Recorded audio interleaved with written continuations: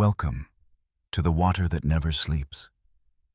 They say if you stand by Willow Creek after midnight, you'll hear her voice first, soft as breath. Then the sound of something else rising from the mist, the faint creak of a lantern swinging in a hand no longer warm. The locals don't come here anymore. Not since the night the light refused to die. They tell of a woman, an old midwife born into bondage, freed by war, forgotten by peace, who stayed when everyone else fled. Her name was Aunt Delilah Mae Carter, and they say she kept a promise she made to the dead. Some nights the fog rolls in like memory. The air turns heavy, the willows bow, and there across the black water a glow moves slow and low, a lantern drifting without a body to hold it. Those who've seen it swear they heard her humming an old spiritual that doesn't end, only fades. Before we begin, leave a comment where you're watching from and the exact minute you first heard her name. Because tonight you're not just listening to a story. You're standing at the edge of the water, and the dead are listening too. It started with a fire the night the plantation burned to the ground. They found nothing but ash and a single lantern still burning beside the creek. That was 1888. It's still burning now. It was the summer of 1888. The war had ended more than 20 years ago, yet the South still smelled of smoke. The cane fields were green again, but the earth beneath them black and heavy remembered. Every root, every furrow, every shallow grave beneath the willows told a story the living tried to forget. Willow Creek ran quiet through the heart of St. Landry Parish, Louisiana. A thin, winding vein of dark water that cut through cypress and willow alike. When the wind was still, you could hear frogs calling from the banks, their songs trembling in the thick night air. The moonlight glistened over the slow current, and sometimes, just sometimes, the surface rippled, even when there was no wind at all. People once built cabins along that creek. Freedmen, field hands, widows, children born into a freedom they didn't yet understand. They came with hope, with calloused hands, and old songs still humming in their throats. They built their homes from pine and stubborn faith, small leaning structures with tin roofs that hissed when the rain fell.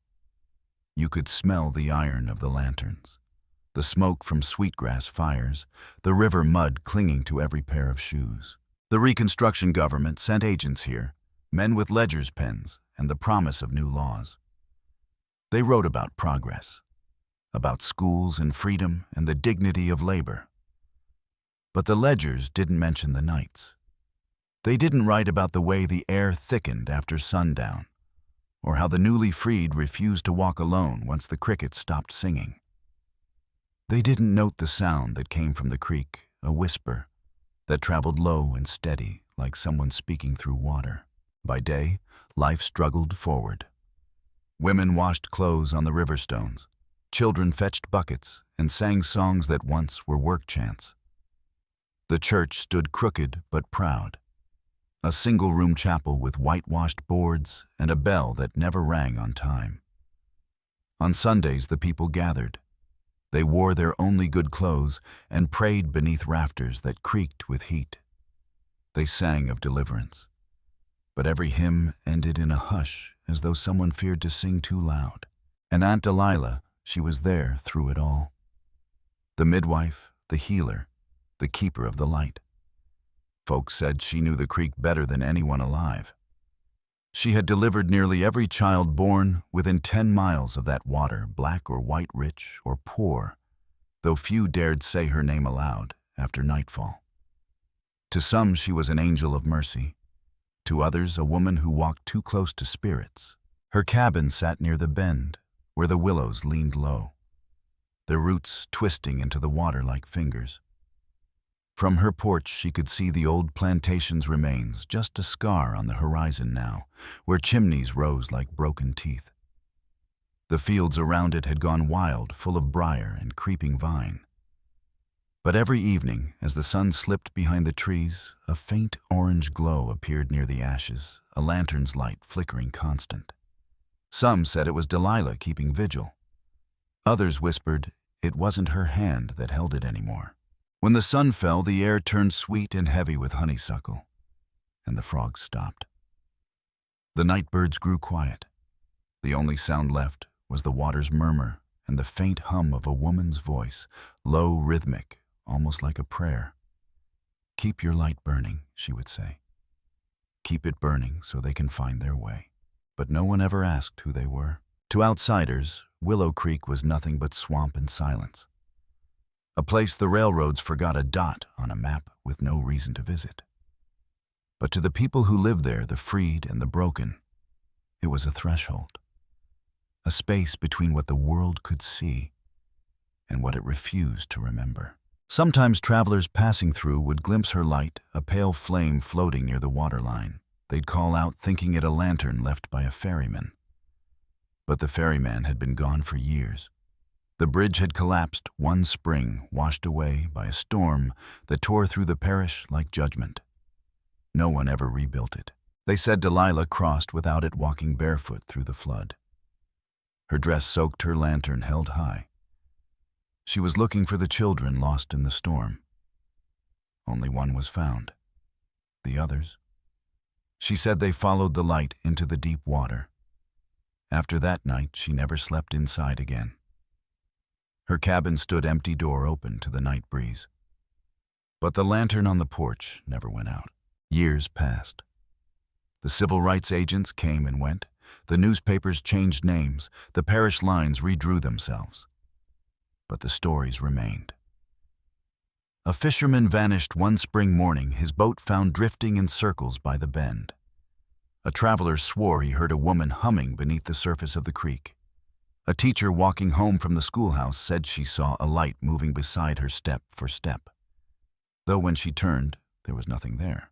By 1901, only a handful of families still lived along Willow Creek. The rest moved north, chasing wages, chasing dreams. They left behind empty cabins, rusted tools, and a name carved into a single grave marker: Delilah Mae Carter, Keeper of the Light. No date of birth, no date of death. Just that one phrase. Even now the locals say her light still burns there, small, steady, like the last heartbeat of a dying fire. They say, if you whisper your name by the water, the flame will flicker once for truth, twice for lies. And if you stay long enough, you'll hear her humming again that same slow song that carried the lost home through the dark. The sound drifts through the willows, down the current, across the years. It waits for anyone who dares to listen. And somewhere beneath that black water, a promise still echoes: keep your light burning, so they can find their way. The first time her name appeared in writing, it was nothing more than a smudge of ink on yellowed paper. Delilah Carter, age 41, midwife. That was all. No photograph, no date of birth, no grave to mark her. Just that small word, handwritten beside her name, in a ledger found decades later in an attic trusted. The record came from 1870.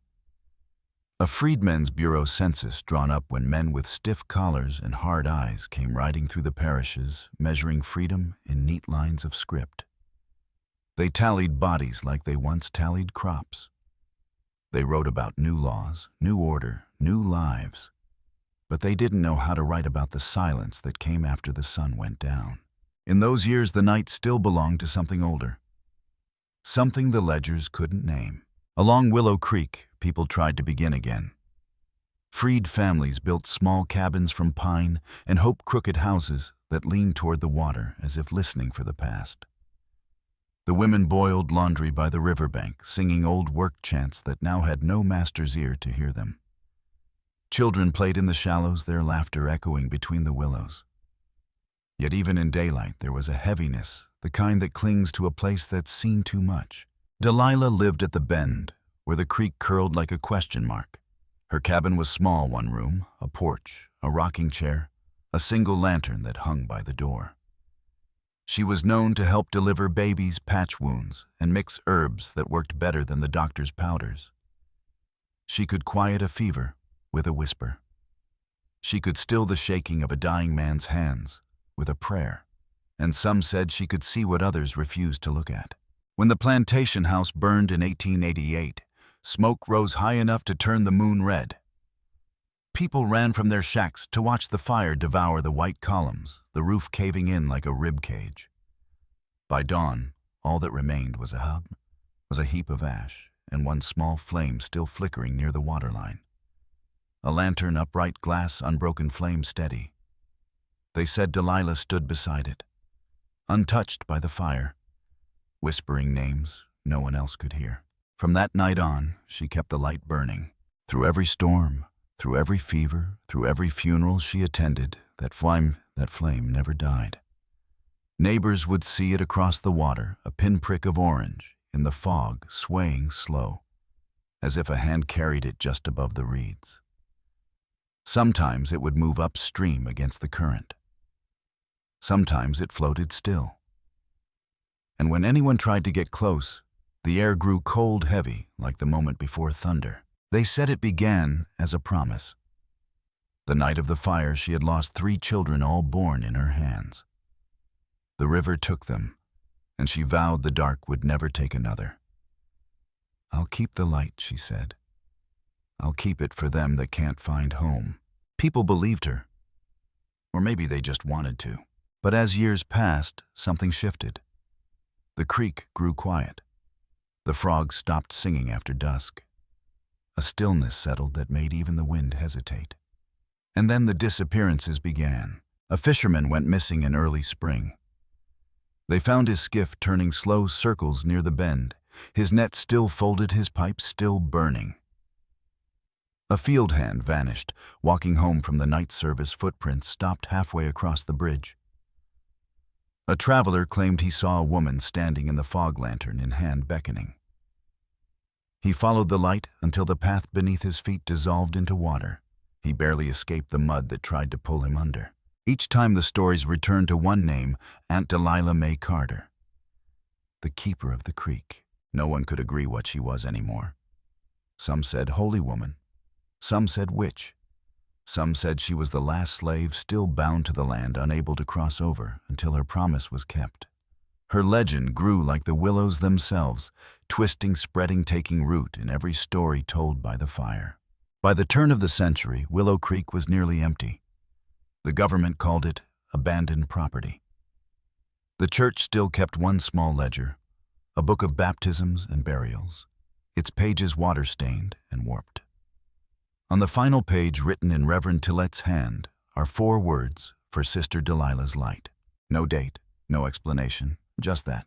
Decades later, when researchers from the WPA began collecting stories of the Old South, they came across the legend again. 3 elders from St. Landry Parish spoke of the woman with the lantern. One said her light could be seen even when the moon gone blind. Another said she keep it burning for them, drowned in sin. And one man, his voice barely above a whisper, said, "You see that light? You don't look away. She's showing you what come after." When asked who Delilah was, he simply said, "She the reason we still sing that song." The interviewer didn't understand. But when he played the tape back, he caught a faint melody in the background, a low hum.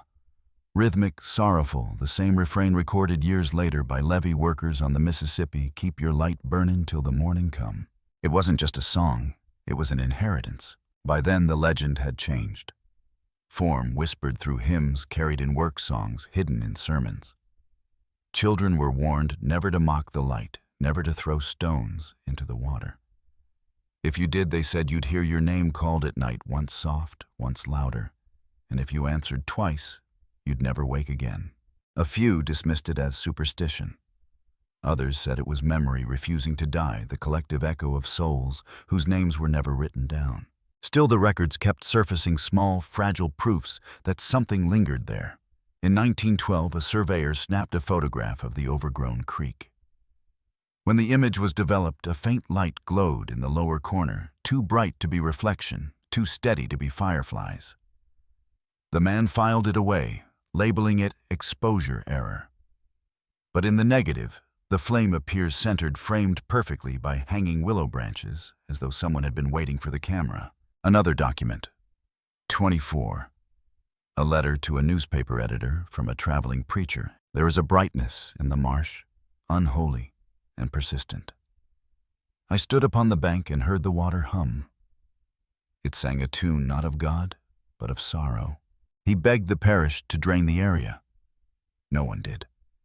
The preacher's body was found weeks later, face down, near the bridge, hands clasped, as if in prayer. The coroner wrote drowning, though the man's boots were dry. Every generation adds a verse to the same refrain. By the 1930s, locals no longer spoke her name aloud. They just called her the Light. Farmers plowing near the old site left offerings on their fence posts, bits of ribbon coins, jars of oil for the keeper, they said, so she won't follow us home. During the war years, soldiers stationed nearby used the story to scare each other.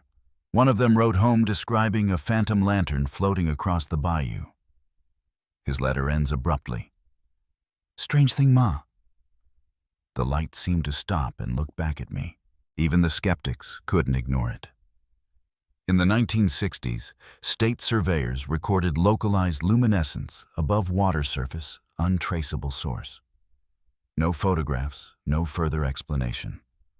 A month later, the report was withdrawn. The site marked restricted, and yet, every few years someone swears they see it again. A fisherman anchored at dusk. A truck driver crossing the old highway.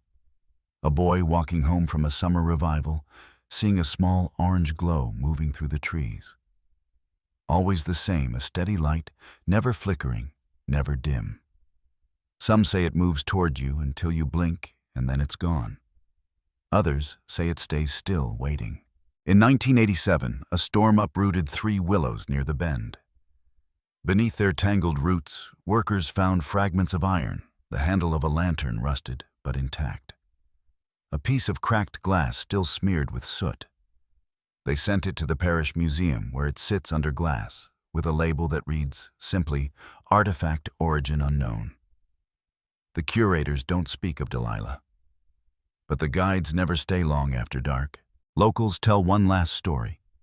The story of the girl who tried to prove the legend false. It was 1999. She was 16, bold, unafraid. She went to the creek with a flashlight and a camera. She joked about the old tales, laughed at the fear.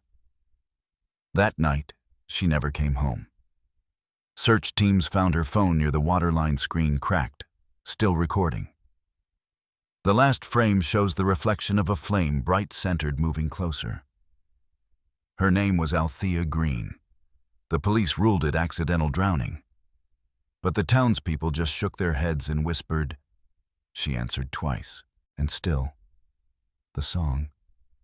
Heard at church gatherings, at funerals, in recordings of forgotten choirs, always the same rhythm, the same aching promise, keep your light burning, keep it burning till the morning come. Each voice carries hers. Each verse adds to the chain that binds memory to place. The legend of Willow Creek isn't just about ghosts, it's about duty. About the impossible task of carrying light through darkness, generation after generation.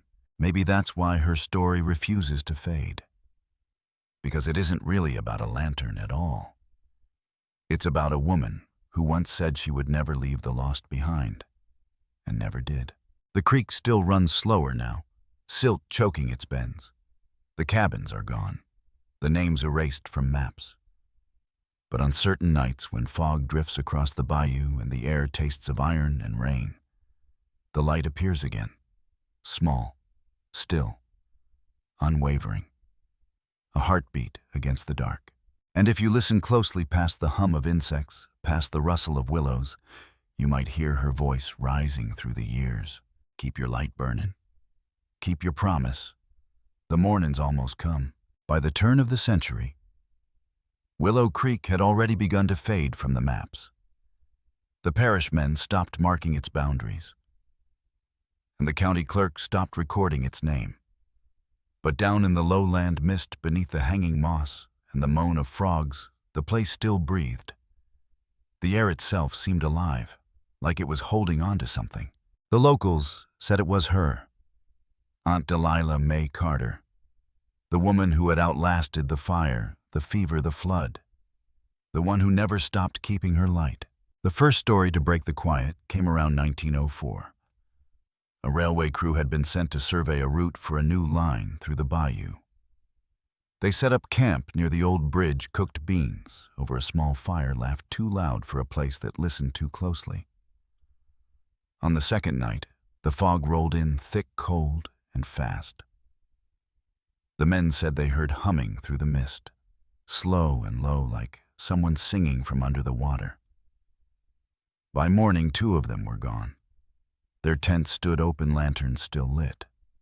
Footprints led toward the creek and vanished in the mud. A week later, a farmer found a glove floating downstream, inside it, a hand still clinging to a matchstick. No one ever found the bodies. The railroad called it swamp hazard, but the people of St. Landry Parish knew better. They said it was the keeper reminding men not to cut through the lands she guarded. A few years later, a traveling preacher came to the parish. He crossed the bridge at dusk and saw a small orange flame moving across the water. He thought it was a woman carrying a lamp, so he called out. The light paused, turned, and for a moment seemed to rise higher, though the arm holding it did not. He wrote in his journal that he smelled kerosene and rain. When he blinked, the light was gone. That same week, the bridge collapsed into the creek. The preacher left town without finishing his sermon. In the years that followed, Willow Creek became a whisper, a place children dared each other to visit. They called it the listening place, because if you shouted your name into the fog, it came back to you softer, slower, as if someone else had said it. The adults warned them not to go near the water after dark. They said the light didn't like to be mocked. But curiosity always finds its way back to danger. Sometime around 1918, a fever swept through the parish. Families moved inland. The doctors blamed the swamp, said bad air carried disease. But the elders said something else. They said the dead were restless, calling for their light again. One night, smoke rose over the creek, glowing through the fog like a burning lantern. The next morning, the fever broke. Not another person died that season. The local paper ran a short note about a mysterious glow, calling it phosphorescence. No one printed a correction when people said they'd seen the shape of a woman walking on the water beneath it. By the late 1920s, the story had spread far beyond the parish. Travelers passing through stopped to ask about the haunting at Willow Creek. In 1929, a young journalist from Baton Rouge drove down, hoping to write a feature about superstition. He was smart, skeptical, full of city confidence. He spent one night at the Bend. In his notebook, the first line read, "No sound but frogs and water." The last line said, "Light seen again, closed now, can't explain sound." He returned home, pale and quiet, locked his notes away, and drowned in his own bathtub a week later. The coroner called it an accident. The townspeople said he'd carried something back that didn't belong to him. Through the 1930s, when work was scarce and hope even scarcer, the story of the light became a kind of prayer. Families who stayed left jars of oil on fence posts to feed the keeper. Women hummed the old song while they washed clothes by the water. They said it kept the children safe. And when storms hit, they placed small mirrors in the window so the light could see itself reflected back, a sign she was still remembered. The Works Progress Administration sent researchers in 1936 to collect local folklore. One of them, a young woman named Grace Ballard, stayed 3 nights near the creek. She wrote in her private journal that she'd heard humming in the air a woman's voice, not wind, not animal. She said her guide told her never to look toward the sound. If you meet her eyes, she'll know your name. Her last entry read, "Light appeared again blue, this time moved against the wind. She left the next day and died 2 years later from a fever that never responded to medicine." Locals said she'd listened too long. By the 1940s, soldiers training near Opelousas had turned the story into a dare. They'd drive to the creek at midnight, headlights off, radios low. One private wrote home saying, "We saw the light move. Thought it was a trick till it faced us. It breathed Ma like it was alive." A week later, he went missing. The Army marked him AWOL. But folks said they heard humming by the creek the night after the same tune he'd written about. When a Pentecostal church held a revival meeting in 1952 near the old settlement, the preacher called for the light of the Lord to shine. And it did. A golden glow bloomed behind the trees, stretching over the water. The congregation fell silent. Some dropped to their knees, others began to cry. A woman swore she heard a whisper just above her ear saying, "Keep it burning." Every photograph taken that night came back blank. Not one showed a thing. By the 1960s, the legend had spread through the state. People came from Baton Rouge, from Lafayette, from as far as New Orleans. They wanted to see it for themselves, the eternal flame of the South. A boy of 13 claimed he saw a woman walking on the surface of the creek, her dress floating around her legs like mist. No one believed him until they smelled kerosene in his hair the next morning. The 1970s brought thrill seekers. Teenagers parked near the bridge with cameras and cigarettes laughing until one by one their flashlights flickered and died. 2 college students filmed the area with a Super 8 camera for a school project. The film was recovered later water-damaged and warped. In the final few frames, the girl holding the camera points toward the water, eyes wide, whispering, "She's right there." Then the film cuts to static. Restoration decades later revealed a faint image of a lantern hovering above the water, perfectly centered in the frame, its reflection motionless while the current rippled beneath it. The 1980s brought new attempts to explain it. Divers went down to map the creek bed and found a circle of stones blackened like they'd been scorched. The divers said the water around them felt warm like breath. He refused to dive again. A few years later, a hurricane uprooted several willows near the bend. Beneath one trunk lay pieces of an iron lantern, the handle still intact, the glass faintly smoky. The parish museum cleaned and displayed it under glass with the label "Artifact Origin Unknown." Visitors claimed they could smell oil on the air around the case. In 1999, the legend turned tragic again. A 16-year-old girl named Althea Green snuck out one summer night to prove the stories wrong. She took a flashlight, a camera, and her friends' laughter. She never came home. They found her camera on the bank, still recording. The final seconds show the reflection of a flame moving closer, then darkness. The police said drowning. The people said she answered twice, for 7 nights after a faint glow burned where she'd vanished. On the 8th, it blinked 3 times and disappeared. Her mother said the keeper had led her child home. In 2005, when the Great Flood came, the creek rose again, swallowing the last of the old road. When the water finally fell, people found strange things left on the surface: shards of glass, rusted metal, bits of charred wood that smelled faintly of smoke. That night, a local news crew filmed a pale light hovering above the flooded field. They called it unexplained luminescence. The parish called it Delilah's Vigil. The years rolled forward. New cameras, new skeptics, new believers.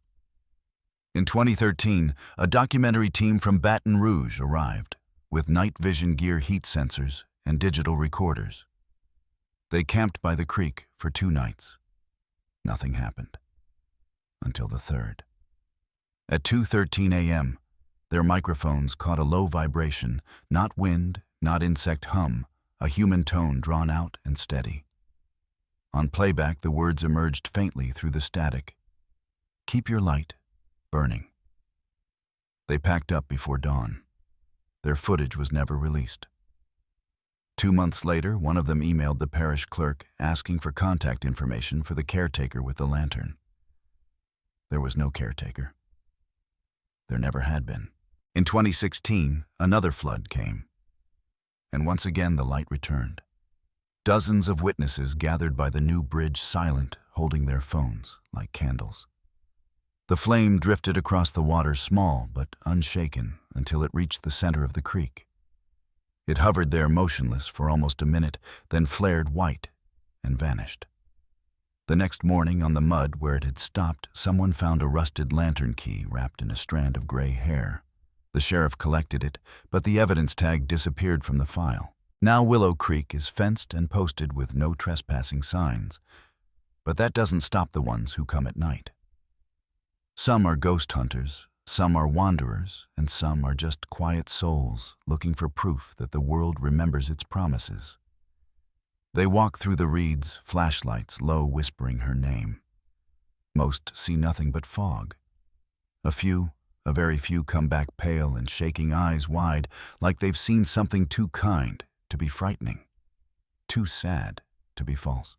They say the air pressed against them like a heartbeat. They say they smelled kerosene even though no fire burned. They say they heard a woman's voice just above the wind, humming slow, patient, endless. Keep your light burnin'. Keep it burnin' till the morning come. And maybe that's what the people of St. Landry Parish have always understood, that the light isn't just a haunting, but a covenant. A promise born in grief and carried through time. The sound that rises after silence, the flame that waits after all the others die out. The creek still runs black and still. The trees still bow toward its surface. And somewhere beneath the fog, Aunt Delilah's vow still burns, not as legend, not as curse, but as memory refusing to be drowned.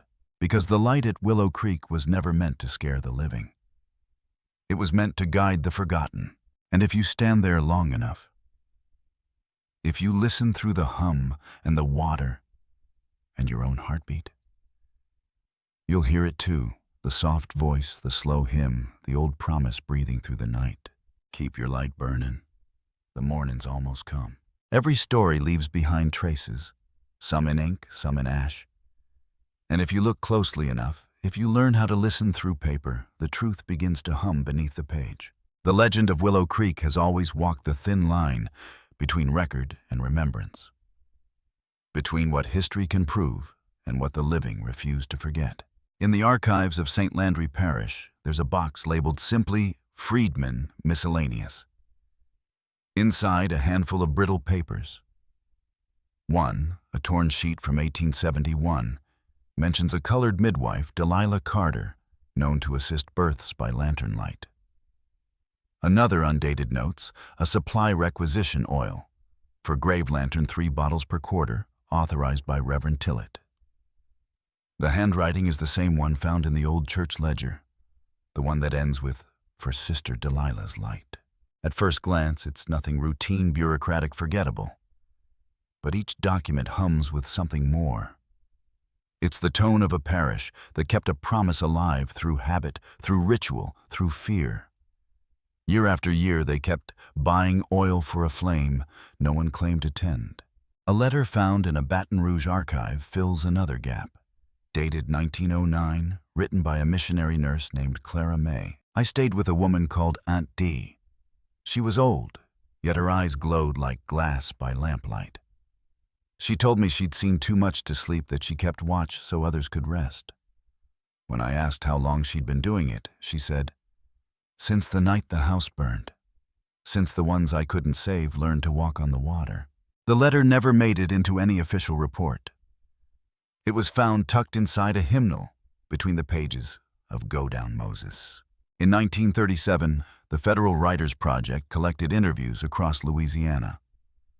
One tape, warped, half erased, carries the voice of a man named Isaiah Dupree. You can hear rain in the background, a faint hum of wind and frogs. His voice trembles as he says, "They think she gone, that old lady. But I seen her light. When my boy die, I walk down there. I ask her to lead him. Light blink one time, then go still. That means she heard." The interviewer asks what the light is. The man laughs a small, tired sound. "That's the Lord's helper," he says. "She keep his flame so we don't lose our way."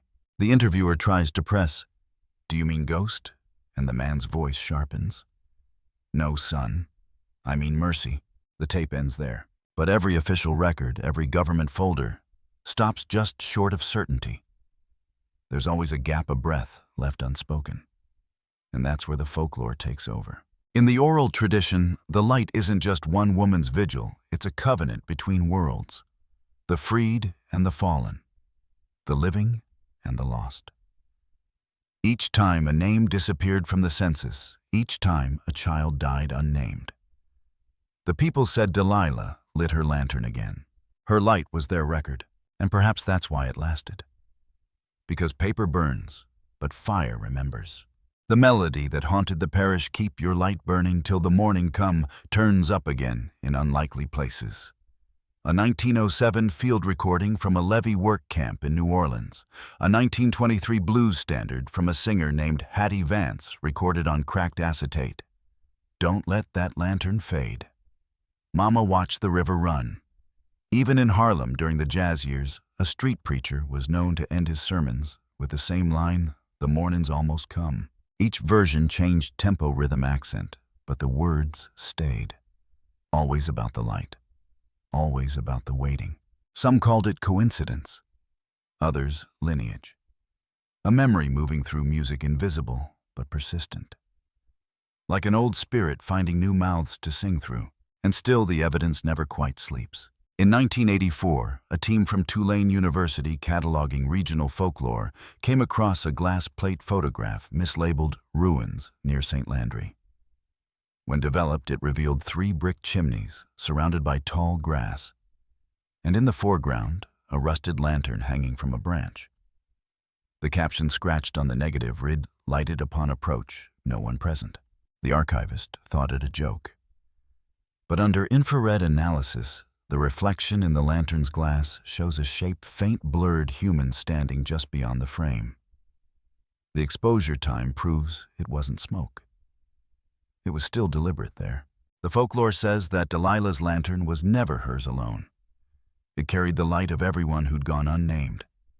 Every soul drowned in the flood, every body lost to the field, every prayer left unfinished. Her task was simple: keep the flame alive until they found their way home. And so, generation after generation, people took turns watching it. Even when they said the creek was cursed, someone always lived nearby to make sure the flame didn't die. When that person passed, another took their place. The light was inheritance, not superstition. A retired teacher interviewed in 1972 remembered visiting as a child. "Mama say the light like a clock. As long as it burn time, don't stop for our people. When it go out, we done." When asked if she'd seen it herself, she smiled. "You don't see the light? The light see you." There's a story, one that scholars call myth, but the elders call truth. They say that once every 100 years, the creek goes still. No frogs, no wind, no current. On that night, the flame rises high, bright enough to light the trees. And for a heartbeat, those who died in darkness walk the water back to shore. Some say you can see footprints in the mud the next morning, barefoot, small, vanishing at the edge of the reeds. They say the light doesn't just guide them, it forgives them. In 2019, a graduate student from New Orleans found Delilah's name again buried in an old property file marked "Unclaimed Land." The notation reads, "Parcel 47, adjacent to former Fulks property, maintained by unknown caretaker since 1888. Attached was a receipt for kerosene dated 1971. Signature illegible." How do you explain that? Who buys oil for a light no one admits exists? The student tried to visit the site but was turned away by locals. She wrote in her notes, "They told me she still keeps it. Said I wouldn't hear her voice unless she wanted me to." Weeks later, she returned the file and withdrew her thesis application. Her final line in the log reads, "The light ain't a legend, it's a duty." Somewhere along the timeline, history began to sound like faith. And faith began to feel like evidence. The documents, the songs, the sightings, they don't contradict each other. They braid together. Fact winding through folklore, each feeding the other like flame and air. If you read between the lines of the records, you can hear her voice humming softly through the margins. Each report that ends abruptly, each story dismissed as myth carries her rhythm. A woman unrecorded in life, refusing to be erased in death. And that's the quiet miracle of Willow Creek. Because no matter how far the years stretch, no matter how many floods wash through the pattern, endures an old flame surviving in new forms. The light doesn't belong to the dead alone anymore. It belongs to anyone who remembers what it means to keep watch. When the world stops watching back.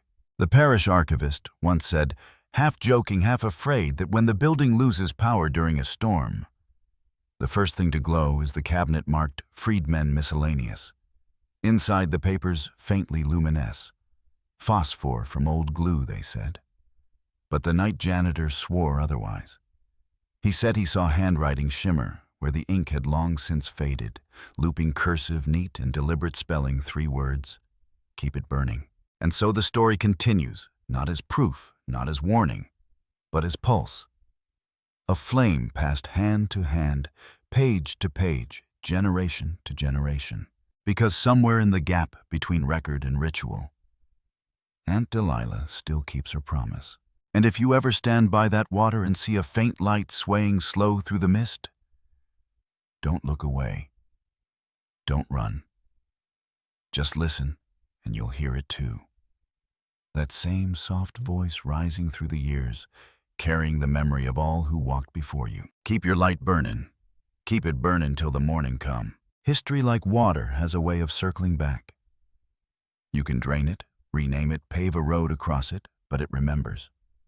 The current may hide beneath the silt, yet it keeps moving, carrying the names that never made it to print. And so it was with Willow Creek. A story thought to be superstition, a myth whispered in the dark, began to breathe again through fragments of evidence no one meant to find. In the spring of 2020, a floodplain restoration crew discovered something unexpected while dredging a section of the lower creek. Beneath 3 feet of mud lay a sealed iron box, rusted shut but intact. Inside, wrapped in oilcloth, were papers, dozens of them, each water-stained, yet legible. They were letters. Not official. Personal, addressed to no one, signed with one name, Delilah. The handwriting was careful looping, the ink faded to brown. Most of the pages began the same way, to them still wandering. The letters weren't prayers exactly. They were instructions, promises, confessions whispered to the page. When the water rise, I keep the light high. When they come looking, I show them home. If I stop, they forget. One letter, brittle, nearly unreadable, bore the date August 9th, 1888, the summer the plantation burned. It read, "The night so bright, even the Lord must have turned his face. I see them go in the fire. I can't call them back. I keep this light so they don't burn again." At the bottom, a faint print of a thumb smudged with soot. No one knows how the box ended up in the creek. The parish archivist who cataloged it wrote that the handwriting matched that of a signature found on a freedman's midwife registry. The same Delilah Carter. But when the box was placed in storage, something strange happened. The room's lights began flickering, not at random, but rhythmically. A slow, steady pulse. 3 beats, pause, 1. When an intern recognized the pattern, he whispered, "It's the same rhythm as the song." That same year, a researcher digitizing old WPA recordings stumbled upon one tape marked unusable static. Out of curiosity, she played it through a modern filter. Beneath the hiss, a voice emerged, faint, feminine, humming low. The melody wove in and out of noise, ghost-like but deliberate. At one point, she heard a whisper between hums, "You found me?" When compared to the 1937 interview tape of Isaiah Dupre, the frequencies matched the same pitch, the same modulation. 2 voices separated by decades. One flesh, one echo, as if the dead had learned how to record themselves. And then something even harder to dismiss. In early 2021, satellite thermal scans of the floodplain conducted for environmental study revealed a curious heat signature. A narrow looping pattern of warmth running beneath the surface where no electrical lines existed. The shape traced the original path of the creek as it had appeared on maps from 1870. In the infrared images, the pattern glowed softly, not red, not orange, but pale gold. When overlaid with 19th century survey charts, the glowing path aligned exactly with the route of the old settlement road, the same one leading to Delilah's cabin. The scientists called it subsurface methane anomaly. The locals called it proof she's still walking. You can't draw a line between science and memory in Louisiana soil. It's too wet, too alive. Everything seeps. When people speak of Willow Creek, their voices change. They lower, slow down, start to match the rhythm of the river itself. You can hear the spaces between words stretch, as if leaving room for someone else to speak alongside them. One woman, a descendant of the Carter family, agreed to talk only after sunset. She wore a small pendant shaped like a lantern around her neck. "She ain't gone," she said. "She just moved through us. Every woman in my family hummed that song when she light a candle. My mama say it's prayer. My grandma say it's duty. Same thing, maybe?" When asked if she believed the light was real, she smiled the kind of smile that holds both faith and fatigue.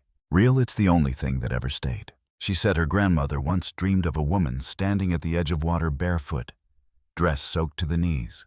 The woman looked back over her shoulder and said, "Keep it burning. The road ain't done yet." When her grandmother woke, she found her bedside candle still lit, though the wick had burned to ash. Across a century, the testimonies overlap, same melody, same promise, same timing.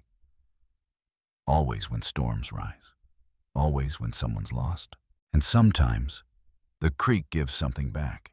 In the flood of 2022, workers repairing a bridge piling uncovered a piece of wood, smooth, curved, charred at one edge. It was a door frame from a cabin, still intact after more than 100 years. Etched into its surface, barely visible under mud, were 5 words, "Light the way for them." The handwriting matched the letters in the iron box. For a while, the discovery stirred excitement, then fear. The museum that held the lantern fragments and the letters reported electrical interference in the storage wing.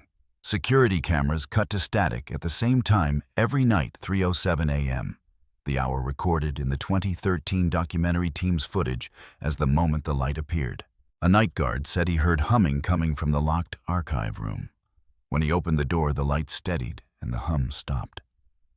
But he swore the scent of kerosene lingered in the air. He quit 2 days later. The archivists moved the box to another facility. But that night, the electricity went out across the parish. The outage lasted 7 minutes, long enough for a few witnesses near the old creek road to see a faint glow rising through the fog. It drifted along the water line, paused near the bridge, and then, just as the power returned, vanished. The next morning, on the asphalt where the light had hovered, someone found a single footprint, bare, pressed deep into the damp earth. Too small to belong to the men who worked there, too new to belong to memory. And still the legend hums deeper now, fuller, as though reaching for closure. The more evidence appears, the more it dissolves back into mystery. The light flickers between fact and faith, never quite choosing one. Each new finding only makes the story breathe louder. Somewhere between the pages of history and the edges of dream, a question lingers. What if the dead don't haunt the living at all? What if they guide them? What if Aunt Delilah's vigil was never about ghosts, but about guardianship? A woman who lost everything, choosing to stand between the living and the drowned, refusing to let the night have the final word. The letters, the song, the scent of oil, all fragments of the same act of love. A resistance through ritual. A history written not in ink, but in light. In 2020. 3. A small ceremony took place at St. Landry Historical Society. Scholars, pastors, descendants gathered to honor the legend and legacy of the keeper of the creek. They read her letters aloud. They played the recovered recording, that trembling voice from 1937 humming through static. The sound filled the room like breath returning to an old body. And then the lights dimmed. Not completely.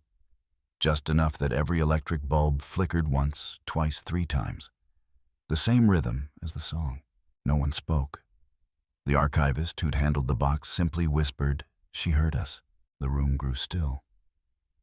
And in that stillness, between the hum of the machines and the rain tapping on the window, a soft echo rose from somewhere unseen.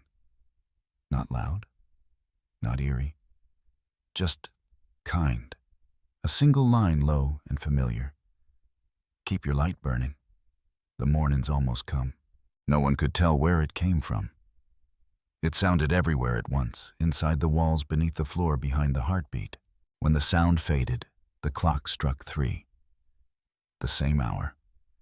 The same breath of time repeating itself, as if the creek, the song, and the story had found a way to keep rhythm together. Now when people speak of Willow Creek, they don't call it haunted anymore. They call it kept. As if the land itself has been guarded by memory, by mercy, by a light that refused to die. What began as a single woman's vigil has become a collective inheritance. Every candle lit for the lost, every name whispered at a grave, every song hummed under breath when the power goes out and fear seeps in. That's her. That's Aunt Delilah, still doing her work.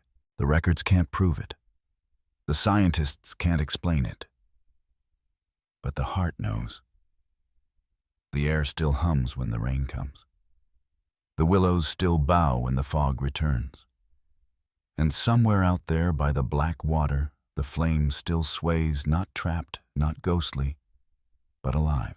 A pulse of defiance, a light that outlasted the darkness that made it. So when you pass through St. Landry Parish on a quiet night, and you see a faint glow moving low across the marsh, don't fear it.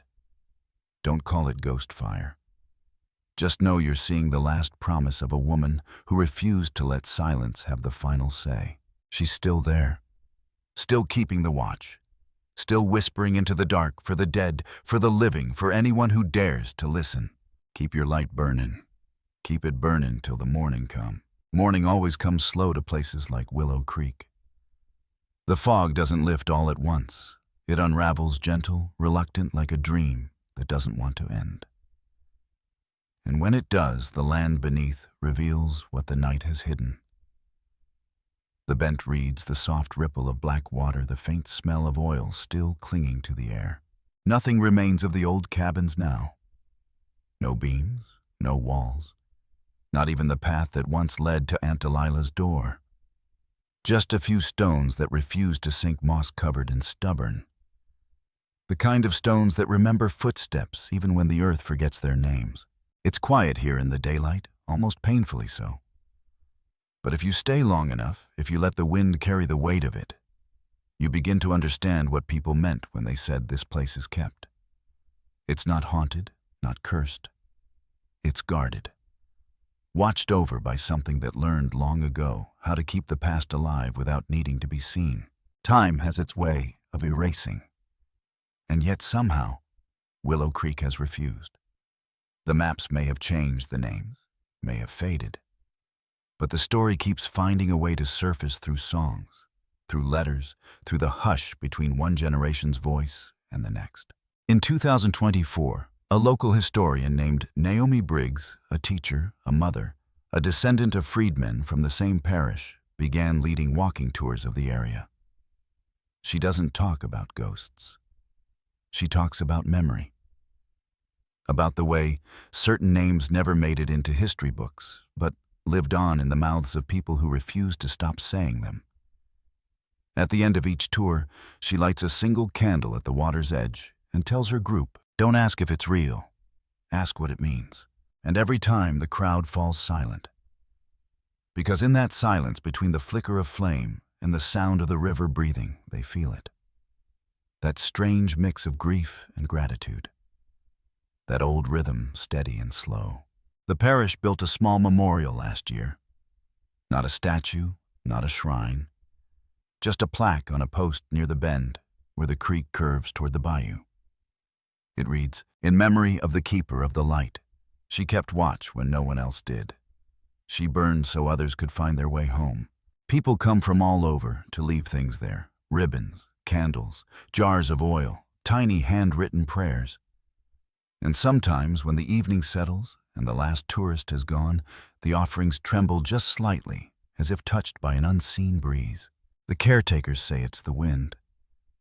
But those who've heard the hum before, they know better. The legend has traveled far beyond the bayou now.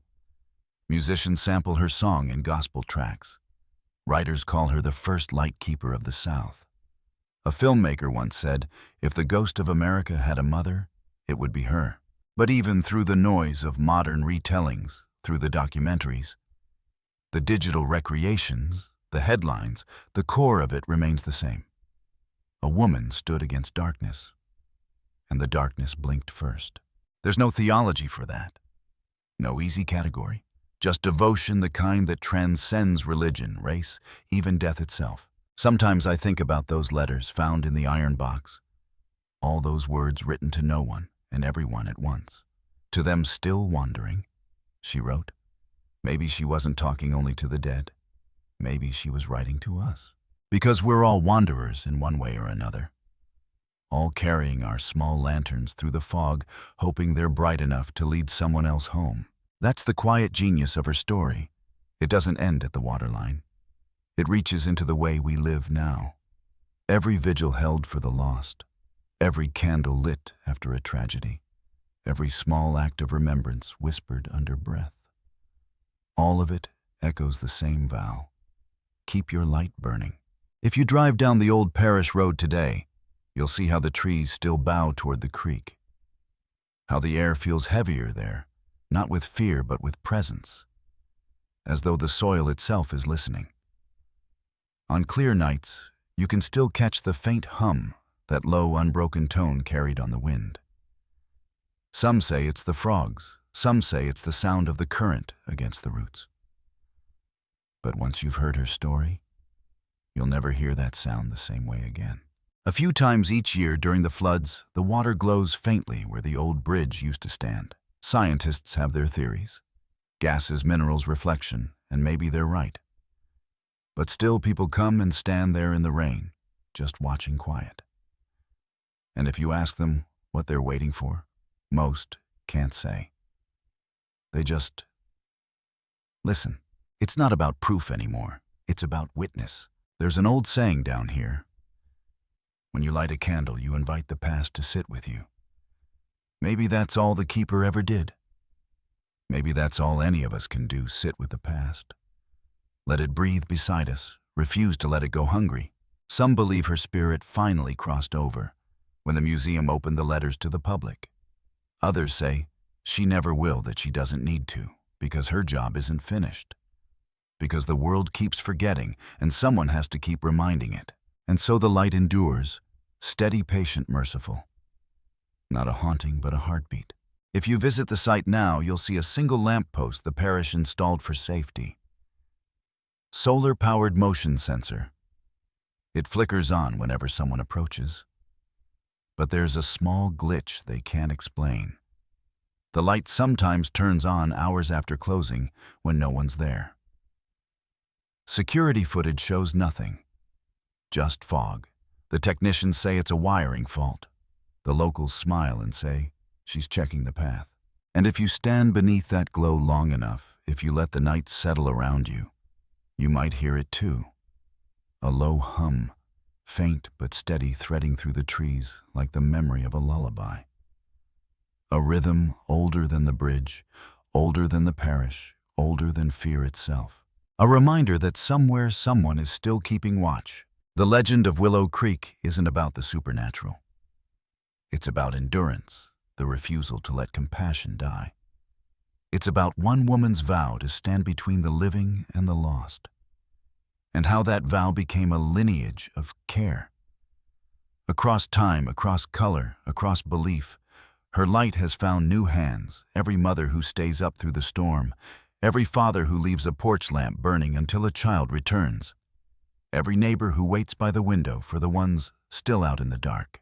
She was one, now she is many. The creek itself has become a kind of scripture, written in water, revised by rain, recited in song. And in that scripture, her verse remains the same.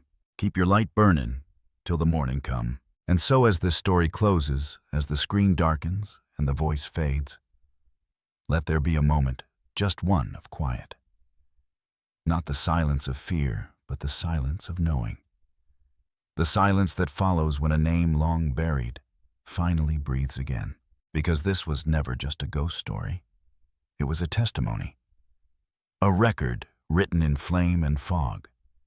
The proof that the smallest light tended with faith can outlast the longest night. So wherever you are tonight, before you turn away, before you close your eyes, leave a light burning. For her, for them, for anyone still walking home through the dark. And if you listen closely in the hush between your breath and the turning of the earth, you might hear her voice again, quiet, endless, certain. Keep your light burnin'. Keep it burnin' till the morning come.